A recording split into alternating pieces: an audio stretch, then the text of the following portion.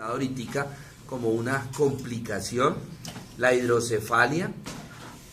La hidrocefalia es un trastorno en donde, en términos generales, hay un aumento en la cantidad de líquido cefalorraquídeo circulando a nivel del encéfalo. La causa puede ser tres. En términos generales, las causas pueden ser tres. Uno, que hay un aumento en la producción del líquido cefalorraquídeo, ¿sí? Un aumento, se esté produciendo demasiado líquido cefalorraquídeo, ¿verdad? Por parte de los plejos coroideos. Segunda causa, que la cantidad de líquido cefalorraquídeo que se esté produciendo sea normal. Simplemente que hay en el camino por donde está circulando el líquido cefalorraquídeo, hay un proceso obstructivo, hay algo, un tumor, hay una masa que me está bloqueando el camino por donde tiene que pasar el líquido cefalorraquídeo, que me lo puede bloquear parcialmente o totalmente.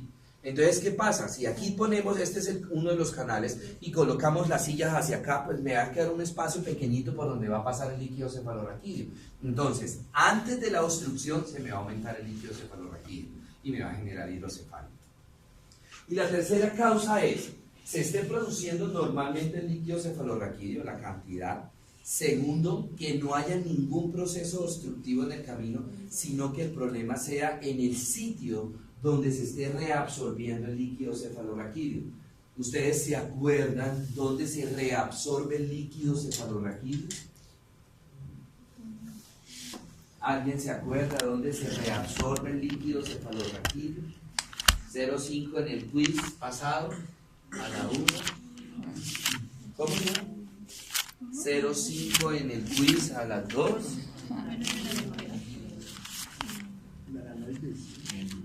¿Dónde vive usted? En Bogotá. Búsquelo. Ese está peor. ¿Dónde vive usted? En Colombia. 0,5 a las 3 en el quiz, pilas. En el quiz le fue mal. No sacaba. 0,5 en el quiz a las 4. Hágale. José. Leonardo. Vuelvo y repetimos. ¿Dónde vive usted? En Bogotá. 0,5 en el quiz a las 5. Con vellosidades aracnoideas. Claro, allá. Las granulaciones aracnoideas. ¿Sí? Que está en aracnoides, sí, pero en ciertos sitios. Allí es donde se reabsorbe el líquido cefalorraquídeo. Entonces, hay un problema en esas granulaciones o en esas vellosidades aracnoideas que no están reabsorbiendo el líquido cefalorraquídeo. Entonces se empieza a acumular el líquido cefalorraquídeo. ¿Cierto? Bueno, muy bien. Existen varios tipos de hidrocefalias. Está la hidrocefalia no comunicante, la hidrocefalia comunicante, está la hidrocefalia de alta presión, está la hidrocefalia de baja presión. En la hidrocefalia no comunicante, entonces lo que hay es una obstrucción en cualquier parte del camino del sistema ventricular que no permite el paso completo del líquido cefalorraquídeo de un sistema al otro sistema. En la hidrocefalia comunicante, aquí el problema, no hay ninguna obstrucción, no hay ningún problema en la obstrucción, sino que el problema está en este último sitio que habíamos hablado, en las vellosidades o en las granulaciones aracnoideas. Ahí radica el problema, ¿sí? Ahí pasa algo en las granulaciones que no están reabsorbiendo el líquido cefalorraquídeo. Tenemos la hidrocefalia de alta presión, que como el nombre me lo indica, el paciente, además de tener todos los síntomas de la hidrocefalia que ahorita vamos a ver, cursa con hipertensión endocraniana. Y por último, tenemos la hidrocefalia de baja presión, en donde la tensión endocraniana está normal. En un paciente con meningitis, en un paciente con hidrocefalia, una de las complicaciones, o pues digamos no complicaciones, sino que dentro de los síntomas avanzados de la enfermedad está la hipertensión endocraniana.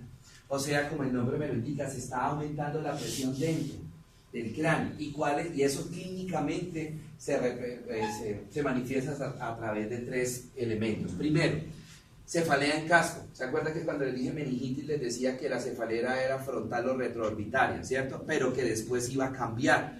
Si la enfermedad progresaba sin tratamiento, esa cefalea se me convierte en cefalea en casco. Es decir, el paciente le dice, me duele esto así. como si tuviera un casco, una totumba puesta acá, ¿cierto? Segundo, vómitos en proyectil. Debido a la hipertensión endocraniana, cuando el paciente vomita, el vómito sale con mucha presión y cae metros, varios metros por delante del paciente. Normalmente cuando nosotros vomitamos, pues nos queda pues cerca a los pies, tanto que pues tenemos que en muchas ocasiones separar los pies para no decorar los zapatos, ¿cierto? En estos pacientes cae varios metros por delante del paciente. Y tercero, el otro elemento de la hipertensión endocraniana es el edema de papila óptica. Entonces, cuando nosotros le hacemos un fondo de ojo al paciente, la papila óptica es el sitio por donde está entrando el nervio óptico al globo ocular y se ve como una bolita amarilla, ¿sí? Y de ahí salen los vasitos, se ven los vasitos aquí, las ramas de la arteria oftálmica superior, anterior, posterior, en fin. En estos pacientes, y se ve el contorno bien bonito, se ve el contorno bien bonito del nervio óptico. En estos pacientes se ve borroso, no se le ve el contorno y la papila óptica se ve borrosa, como si estuviera algo por delante de la papila óptica tapándola, entonces se ve borrosa y eso se llama edema de papila. Esos son los tres elementos de la hipertensión endocraniana, ¿sí? Bueno, ¿cuáles pueden ser las causas? Entonces puede ser que haya una estenosis o una atresia a nivel del acueducto, cualquier parte del acueducto, el que me está comunicando los ventrículos laterales con el tercer ventrículo, o el tercer ventrículo con el cuarto, o el cuarto con el apéndimo, o con los ventrículos laterales. Puede ser que haya una neoplasia, un quiste, principalmente a nivel de encéfalo, principalmente, ¿sí? Una hemorragia subaracnoidea, y esta es una de las complicaciones de algo que vamos a ver ahorita más adelante, los SBs, ¿sí? Los accidentes cerebro, las enfermedades cerebrovasculares. Muchos pacientes después de un SB, dependiendo el sitio del SB, dependiendo cuál fue la arteria que se obstruyó o se rompió, pueden quedar con meningitis, con hidrocefalia. Bueno, un papiloma, que es un tumor a nivel un tumor benigno a nivel de los pleos coroideos, meningitis o trombosis del seno esfenoidal. Dentro de las manifestaciones clínicas son muy parecidas a la meningitis, ¿cierto? Los signos de hipertensión endocraniana que ya les había hablado, compromisos de pares craneales, ¿cuáles? Principalmente 2, 3, 4, 6, 7, 8, ¿sí? Pérdida de la conciencia, convulsiones, ¿sí? Son muy parecidos a una meningitis. El diagnóstico, la punción lumbar, me ayuda muchísimo porque me va a mostrar la presión aumentada del líquido cefalorraquídeo. Y también las pruebas de imagenología porque me van a determinar la causa de esa hidrocefalia. Si es un tumor, para determinar si la causa es obstructiva, entonces me va a mostrar la ubicación de la lesión. Si ustedes se dan cuenta, este es un papiloma a nivel de la interventricular. Fíjense cómo están los ventrículos superdilatados, especialmente los cuernos posteriores, y fuera de eso han aplastado, por así decirlo, han rechazado el parénquima, que debería ser por así de grueso. Miren cómo ya está reducido. Entonces, pues obviamente ustedes ya se pueden imaginar todas las complicaciones que este paciente debe tener. Muy seguramente esas complicaciones van a ser irreversibles. El problema el problema en los niños, especialmente los niños menores de 1 año, cuando da hidrocefalia, ¿cierto? El líquido cefalorraquídeo hace la fuerza hacia los huesos del cráneo. El exceso de líquido cefalorraquídeo empuja los huesos del cráneo, ¿sí? Y entonces los huesitos están así hasta ahora consolidando. Entonces, por la fuerza que está haciendo el líquido cefalorraquídeo, los huesitos empiezan a hacer esto, ¿cierto? Se van separando. Y esto me va generando el aumento del tamaño de la cabeza de estos niños, la macrocefalia. Pero no todo el líquido cefalorraquídeo va a empujar los huesos. Hay una parte del líquido cefalorraquídeo que no empuja el hueso hacia afuera, sino que se devuelve, como si fuera una ola, se devuelve y empieza a comprimir el cerebro. Y entonces ahí ahora entendemos los trastornos neurológicos de los pacientes con hidrocefalia. Pues esto es lo que no queremos nosotros, ¿no? Pues obviamente ustedes se darán cuenta que este es un mal pronóstico. Pues un niño con una macrocefalia tan grande, ya se pueden ustedes imaginar el compromiso neurológico. Ya este niño pues tiene unos trastornos neurológicos severos, irreversibles, Este pues sería un mal pronóstico de este paciente, pues seguramente pues no tuvo muy buena calidad de vida el paciente y fallecería al poco tiempo. El tratamiento consiste en colocar una válvula que Orgullo Colombiano fue creada por un médico colombiano, se llamaba Salomón Hakim, hace poco tiempo murió, hace como unos 8 años, 6, 8 años, murió Salomón Hakim.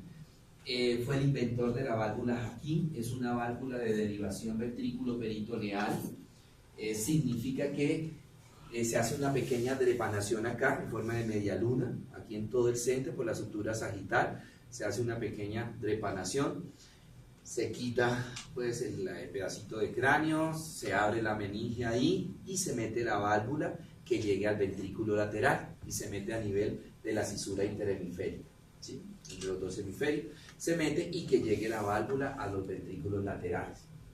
Esa válvula se fija ahí y se saca intradérmicamente por detrás de la oreja y esa válvula va a llegar al estómago. Por eso se llama derivación ventrículo-peritoneal. Esa válvula, si se la colocan a un niño, se le hacen 2 elongaciones. La primera elongación se hace a la edad de 6 años y la segunda elongación se hace a la edad de los 12 años. La válvula no se cambia, sino que la válvula viene por un tamaño estándar al adulto.